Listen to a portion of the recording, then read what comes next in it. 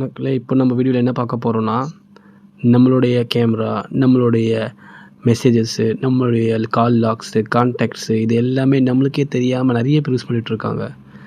So அதெல்லாம் நம்மளுக்கு வந்து ஒரே ஒரு வாட்டி நம்ம அளவு கொடுத்துருக்கோம். ஆனால் நம்ம யார் யாருக்கு கொடுத்தோம், என்னென்னக்கு கொடுத்தோம், என்னென்ன அப்ளிகேஷன் யூஸ் பண்ணிகிட்ருக்குன்றது நம்மளுக்கே தெரியாது. இதனால் வரக்கூடிய பாதிப்பு நம்மளுக்கு கண்டிப்பாக இப்போதைக்கு தெரியாது. ஏதாவது பிரச்சனை வந்தால் தான் தெரியும். வாங்க முதல்ல எந்தெந்த அப்ளிகேஷன்ஸ்க்கு எவ்வளோ ஆக்சஸ் கொடுத்துருக்கோன்றதை போய் பார்க்கலாம்.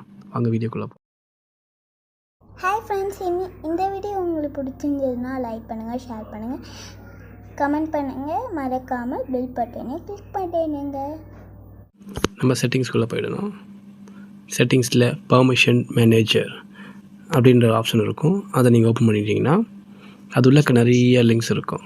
இதில் ஃபஸ்ட்டு பார்க்க வேண்டிய விஷயம் கேமரா. நம்மளோட இம்பார்ட்டண்ட்டான விஷயம் வந்து கேமரா. இப்போ பார்த்தோன்னா நான் வந்து 81 அப்ளிகேஷன் வச்சுருக்கேன் கேமரா ரிலேட்டட் அப்ளிகேஷன்ஸில். அதில் 17 அப்ளிகேஷன்ஸ்க்கு தான் நான் பர்மிஷன் கொடுத்துருக்கேன். பாக்கி 81 அப்ளிகேஷன்ஸ்க்கு வந்து கொடுக்கல. உள்ளே நீங்கள் கிளிக் பண்ணி பார்த்தீங்கன்னா இங்கே காட்டும் அமேசான், க்ரோம், டிபிஎஸ் பேங்க்கு, ஃபர்ஸ்ட் கிரை, ஜிபே, ஹெச்டிஎஃப்சி இது எல்லாமே வந்து நம்மளுக்கே தெரியும். ஓகே, ஓரளவுக்கு பேங்கிங் ஃபினான்ஷியல் ரிலேட்டட் சைட்ஸ்னு. ஆனால் கொஞ்சம் கீழே வந்தீங்கன்னா இது கீழே எந்தெந்த அப்ளிகேஷன்ஸ்லாம் வந்து டினை பண்ணியிருக்குன்றது காட்டும். ஏர்டெலுக்கு எதுக்கு கேமரா கேட்குறேன். அதே மாதிரி புக் மை ஷோக்கு எதுக்கு கேமரா. இப்போது பேப்பர் ஆன்லைனில் படிக்க போகிறோம், அவங்கெல்லாம் நம்மளோட அப்ளிகேஷன்ஸ் வந்து கேமரா கேட்டிருக்காங்க. நான் பர்மிஷன் டினை பண்ணிட்டேன். ஸோ இப்போ எப்படி பர்மிஷன் டினை பண்ணுறதுன்றதை பார்க்கலாம். ஸோ எக்ஸாம்பிளுக்கு இந்த ஹெச்டிஎஃப்சி பேங்க் இருக்குதுன்னு வச்சுக்கோங்க. இதில் வந்து டினை இப்படி ஆப்ஷன்ஸ் இருக்கும். நீங்கள் யூஸ்வலாக வந்து ஆஸ்க் எவ்ரி டைம் கொடுத்துட்டிங்கன்னா பிரச்சனை கிடையாது. உங்கள்கிட்ட கேட்டு தான் அதை வந்து உள்ளே போகும், இல்லைனா வந்து உள்ளே போகாது.